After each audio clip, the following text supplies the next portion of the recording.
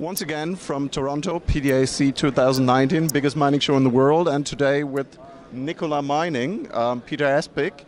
We're going to do the interview in English this time, and I'd just like to tell Peter the story of Nicola. What is Nicola about? What have you achieved so far, and what are you aiming for to do 2019? Welcome. First of all, thank you for having me. Yes, 2019 is going to be a very important year in achieving a lot of significant milestones. So the company itself, just to give you a 30,000-foot overview, is we are the only site in British Columbia. You can see here the mill. Mm-hmm. This is our mill, and we're the only site in British Columbia that has a fully permitted mill that can accept gold and silver from anywhere in the province. We enter into, I hate to use the word toll milling, but we have partnerships with gold properties and gold mines where we essentially, they do the production, we do the milling, and we split the profit 50-50. Okay. No, that's different. So it's not from toll milling. Yeah, so we get a 50% economic interest in the gold. And that's because if you look at South America, it's the way to, or the hurdle to get into a milling business or a toll milling business is CapEx, and then some agreement. Whereas in Canada, it's about 15 years in British Columbia of permitting, applications, tens and even up to hundreds of millions of dollars to get the permitting. So we're in a good position. Yes. As far as so that's the operation side. As far as when I talked about the importance of 2019. So this year. We will come out with a 43101 resource on the tailings, and this is now the copper, because we do gold processing. We have a historic copper mine, which was the highest grade copper mine in the history of North America. We also own a silver mine, a high grade silver mine. But really the driver of value is the copper.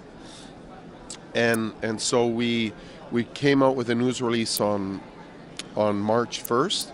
And that kind of, think of it like the introduction to a book, a chapter.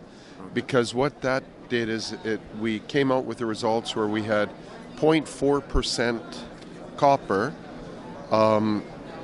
in an area where we have 80 to 90 million tons of historic mine terraces. But remember that there's no mining cost because it's on piles. Okay. So if you think that 60% of the cost of mining is mining, that 0.4% is almost 1% copper equivalent. There is no such asset like that in North America. And like this is an example of our drill core from last year.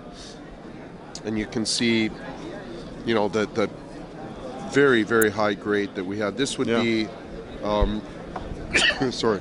this would grade about 5 to, that hole graded between 5 to 10% copper. Oh, nice. So it has, we're blessed in that we have this historic pit, and you can actually look at, a good example is Escondida, which is the largest copper mine in the world. The largest copper mine in the world used to be a small, high-grade mine, and then it just went bigger and bigger. Okay. And I think the way you can think of Nicola, or the Craigmont, is that Craigmont was a small, high-grade copper mine that had the grades of the pit were 1.3%, and the grades of the underground 2.8% copper, and that's not with the magnetite value. So if you think of 3.5%, which would be about the equivalent of the underground, that's a very high grade. True. And they weren't even interested in 1% copper, because the cutoff in the underground was 1.3%. Oh. So what we have is we've got a mine, and you can actually also look at the 3D version that we have, which will be on the website next week, and you can actually look at how big the mineralization is compared to the historic mining footprint. Oh. And so we're going to come out with that this year. So we'll be very busy with news releases, very busy with exploration, start up with the gold processing. So it's going to be a very important year for Nicola. Sounds like it. Now, when you say you have the not toll milling business, you have the silver mine, but the value driver is copper.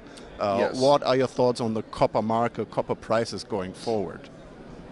Well, I think copper, everybody knows that copper, they refer to it as the green metal because lithium or battery-generated cars require copper.